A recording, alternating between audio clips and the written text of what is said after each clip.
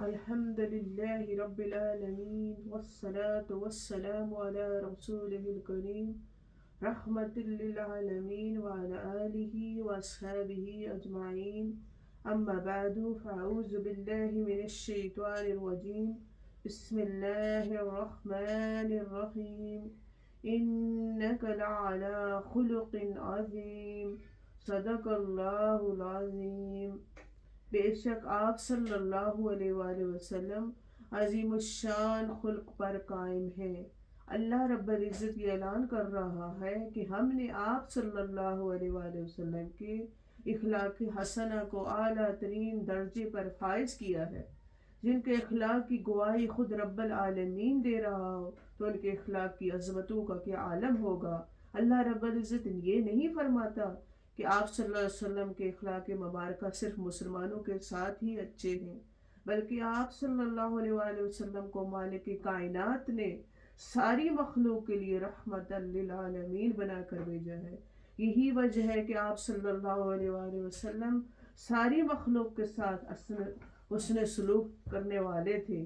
آپ صلی اللہ علیہ وآلہ وسلم نے جس معاشرے میں اعلان نبوت سے پہلے کے 40 سال گزارے وہ غیر مسلموں کا معاشرہ تھا، لیکن ہمارے پیارے آقا کریم صلی اللہ علیہ وسلم اس معاشرے میں صادق اور امین کے نام سے مشہور ہوئے۔ غیر مسلم بھی اپنی امانتیں آپ صلی اللہ علیہ وآلہ وسلم کے پاس رکھتے تھے۔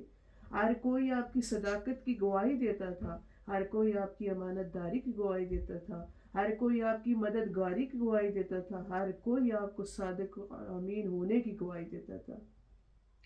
آقا کریم دو جہاں صلی اللہ علیہ وآلہ وسلم پر جن لوگوں نے ایمان لایا انہوں نے کوئی آپ کے مال و دولت کی وجہ سے آپ پر ایمان نہیں لایا، نہ ہی آپ کی جاہ و منصب کی وجہ سے ایمان قبول کیا، بلکہ آپ صلی اللہ علیہ وآلہ وسلم کے اخلاق کریمانہ ہی تھے جن کی وجہ سے لوگ آپ کی طرف کھنچے چلے آتے تھے۔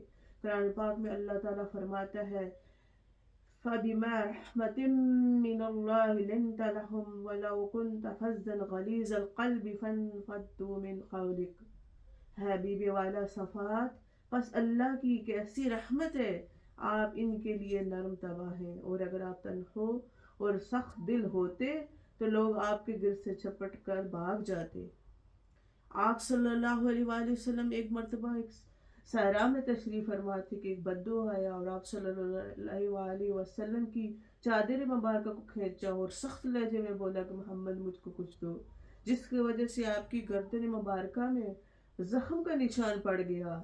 صحابہ کرام نے اس سے سختی سے پیش آنا چاہا، لیکن آپ صلی اللہ علیہ وآلہ وسلم نے منع فرما دیا اور اس کی حاجت کو پورا کرنے کا حکم دیا۔ اور ایک دفعہ ایک غیر مسلم نے آپ سے قرض کا مطالبہ کیا اور گستاخانہ زبان استعمال کی۔ اس وقت آپ صلی اللہ علیہ وآلہ وسلم کی بارگاہ اقدس میں حضرت عمر فاروق رضی اللہ عنہ حاضر تھے اور برداشت نہ کر سکے اور آپ نے اس پر سختی کی، تو آپ صلی اللہ علیہ وآلہ وسلم نے حضرت عمر کو منع فرمایا اور فرمایا کہ اس کا قرض ادا کیے، اور جب آپ قرض ادا کر چکے تو آپ نے فرمایا اس کو اور دو، زیادہ دو، تاکہ اس پر جو سختی کی تم نے اس کو وجہ سے اس کو زیادہ عطا فرما۔ اللہ تعالی ہمیں بھی پیارے آقا کی سیرت پر چلنے والا بنائے اور آقا کریم صلی اللہ علیہ وسلم کے اخلاق حسنہ کے نور میں سے ہمیں بھی روشنی عطا فرمائے۔ تیرے خلق کو حق نے جمیل کیا، تیرے خلق کو حق نے عظیم کہا، کوئی تجھ سا ہوا ہے نہ ہوگا چاہا، تیرے خلق حسن ادا کی قسم۔